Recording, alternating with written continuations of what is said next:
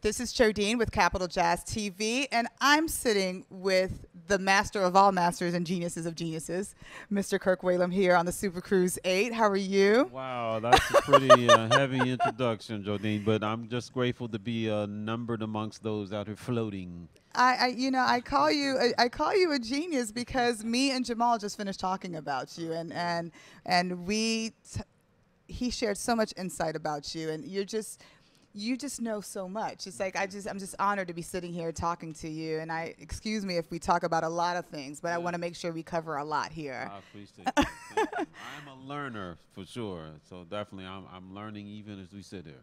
So tell me about your experience here on the Super Cruise. This isn't your first one. No, it isn't, and I'm honored to have been a part of this cruise and a couple more, I believe, and also the Capital Jazz Festivals over the years, and just to be able to kind of mix it up and see this grow into something really cool. You know? What's been one of your highlights since you've been here? Well, it's always a highlight to do the gospel hour, and I use that term. You know, there are people gathered with many different faith traditions, and yet, you know, everybody in the room, and it was standing room only, really wanted to connect vertically in some way with the Creator. And so to be there on stage with Jonathan Butler and Mary and Layla Hathaway, a lot of great artists, definitely that's at my heartbeat. You know, I was teaching Bible studies when I was 20. And now full-fledged, you know, I accepted calling to the ministry, but at the same time, I still do what I do. It's like I consider this to be my ministry, wherever I am. Right. But I guess having said that, the other highlight would be when I was able to teach a little Spanish class, you know. Yes. It was really fun to do, you know. Yes. Spanish 101 workshop was facilitated by Mr. Kirk Whalum as well. Yes. And you speak multiple languages. I speak French and Spanish. You know, I mess around with Japanese and stuff. Mess around. Yeah, you know, like just enough to get in trouble. But definitely French I actually started when I was 19. And actually, that's not true. I started when I was in, you know, middle school, but we used to call it junior high. And then 19 went to France and stayed the summer. And I lived with a French family. And yeah, from that point on, I've loved languages. My kids, we moved over there, my wife and kids, when they were, you know, 4, 6, and 8, and so since then I've been doing languages. You know. So he taught a class here, a workshop session with Spanish, and it was interesting because we're here on a super cruise for music, but you had a packed out atrium with people who were willing to listen to you talk about Spanish. Well, music is a language, and people say it's the universal language. I believe it's God's language. I believe that God speaks through music, through it's like notes, some way that we feel God and we experience Him communicating to us without it coming through our heads. Right. So really what I do for a living is languages. First of all, music, and then French and Spanish, and I love it. People really want to be able to communicate with each other, and I think it's an important epoch for us to reach out and be empathetic. This is what I was teaching, that it's important for us to learn to be empathetic with people trying to learn English. You know, that's, for me, the main thing is to learn a little Spanish, to say, wow, you know what, it's hard to learn another language. And so that way it changes the way that we receive people. God's radical hospitality for everybody is what makes me tick. And so I think part of that hospitality that we are able to show is being able to be empathetic. And language is a huge part of that. So not only are you a musician, but you're also a minister. Yes. Ordained minister. I And don't pastor, but yes. he doesn't pastor. And as this ministry of music the emphasis here, or do you also... Right, so I do preach every now and then, but really, it's more like just being in the moment. I don't really know what to call it. I mean, only reason I say that I've accepted calling a ministry is because there are times when I do need to say, wait, I did go to seminary, and if I do speak at a church or something, but really it's about doing what I do. It's about facilitating that connection. Right, we're connecting horizontally, but we're able to connect vertically, and I'm just one of the many who's able to facilitate that, and be it through music or language or whatever it is. Where did you get this Where did you get this kind of passion, if you will, for this Sure. teaching of language and for this spiritual connection to music? Because people think it's a passive thing Right. that you do. You listen to music and you just you dance a little bit. You know, I Hmm. won't do a little dancing, but you dance a little bit, Yeah. and then you go away, and then you walk away from it. But you're Yeah. talking something a little bit deeper here, a little bit more connected here. Where did this passion Yeah, come so from? that connection is funny. I think of so many artists that are going through my head right now. Donny Hathaway's in my head. Mm. Okay, he was someone who really was about the same thing, about communicating, connecting people with God. Mm-hmm. He had a sickness. Had an illness, a mental illness that eventually took him away. Right. But before that happened, he also was about that. And my father was a pastor. Mm-hmm. That's Oh, so we're both preachers' Yes, kids. ma'am. Okay. PK. So that that absolutely had a lot to do with it. Mm-hmm. My mom definitely was a person who always pushed me to stretch and learn different things. So definitely by the time, and by the way, English was a big part of it. So my folks especially my mom, Mm-hmm. made me speak correctly. Mm. And Mm. so So again, important. about communicating and learning the proper syntax and all of that. So Mm-hmm. maybe that's where all this whole language thing came from. I think again that being a right brain person, creative, I hear language like I hear music. So I'm able to maybe learn it a little easier Mm-hmm. because of that. And French, the first language I learned besides English, is all about that. It's all about learning how something sounds Mm-hmm. because French is not. It doesn't look like it sounds. You Not at all. know? You're So, talking to someone. Well, I speak French Creole, so yeah, I'm you know, my that's back. why. Yes, so it's a little bit more difficult. Absolutely, yeah. So I wanted to talk to you also about not only jazz, but about the many genres of music that you play in.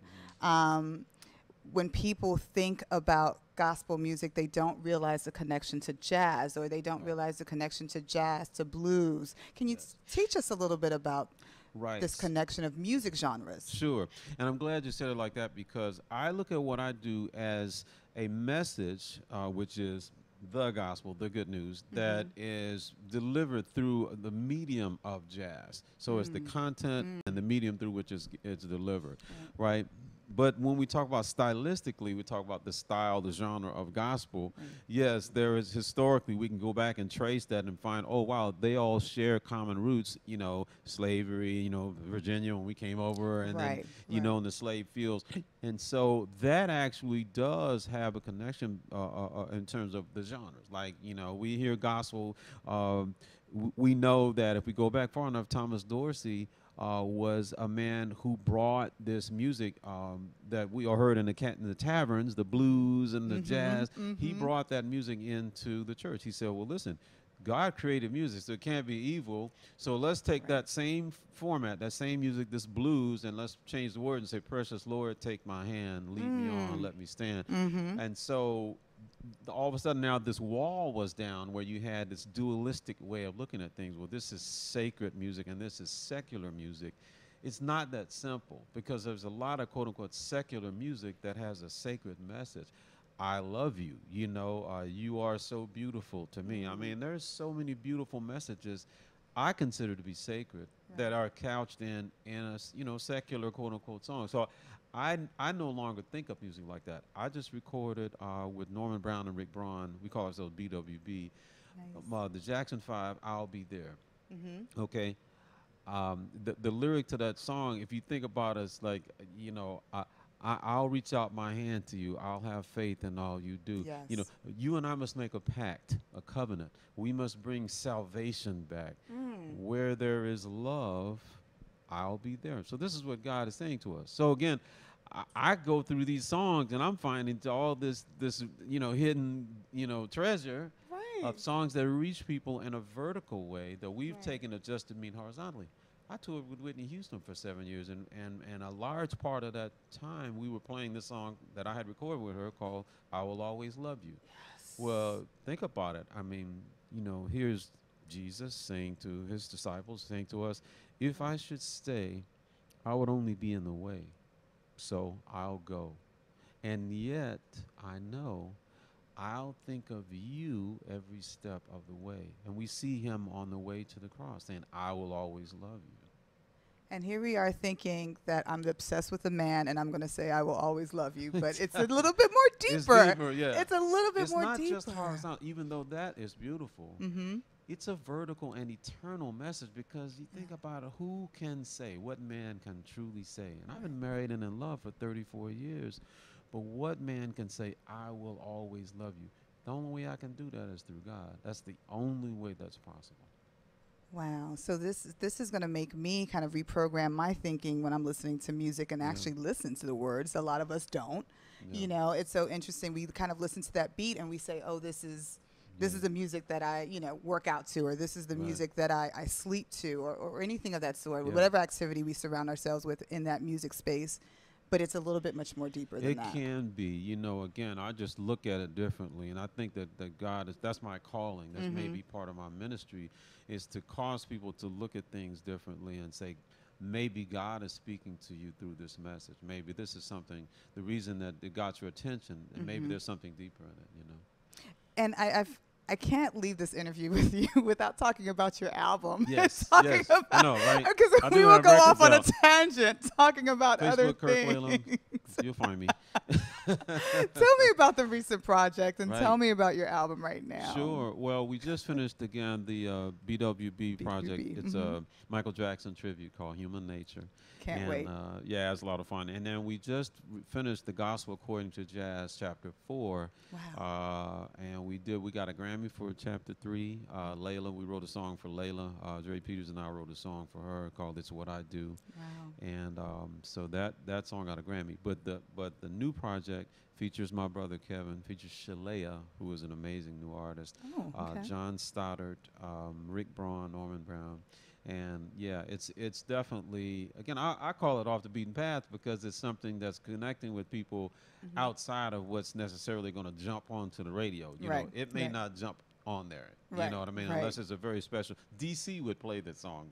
There's stations in DC. There's stations in Atlanta and New York that Absolutely, would too. Atlanta, yeah. Because again, it's not the same sort of jumping at you. It's more like sit down and let's really process this together. So I like being in that sort of in the cracks, So the Gospel According to Jazz Chapter 4 coming out hopefully in February. How do you select people that you want to work with? You've worked with so many people. Yeah, well, I get selected. I mean, that's one way, just to say that I feel like God allows me to hook up with a Whitney Houston, with a George Duke. George Duke played on all first 3 chapters of the Gospel According to Jazz. And this new one, actually, Chapter 4, we dedicate to George, because having lost him, we had to get our heads around, wow, we got to make this project without him, having already started writing and arranging music for him to be part of it. Wow. So, yeah, it was a life experience, doing that. Wow. So I know we have to wrap it up. I'm looking to the side because they're telling me I need to wrap it up. Yes. How do people keep in contact with you? Yes. So Kirk, K-I-R-K, which means church. Whalum, W-H-A-L-U-M. Wait, Kirk means church? Yeah. So if you go Who to knew that? Ireland or anywhere, any Gaelic language, any Germanic language, Kirk, sometimes with an E, Kirk, it means church. I didn't know that, neither did my parents. But so Kirk Whalum with U-M, W-H-A-L-U-M, Facebook, Twitter, any of that, .com, Kirk Whalum. And you can also find his music on iTunes, anywhere you digitally download your music or purchase. There's still independent stores out there that you can support. Right. Kirk Whalum's albums are always there. Yes. It's an honor speaking to you and Thank talking to you. you. I know we kind of went off the beaten path with our interview, but I just knew we had so much to talk Yeah, about. sometimes you have to go around the path. You do. But I appreciate it. It's great to meet you. Great meeting you as well. This is Jody once again sitting here with Kirk Whalum on SuperCruise VIII on Capital Jazz TV.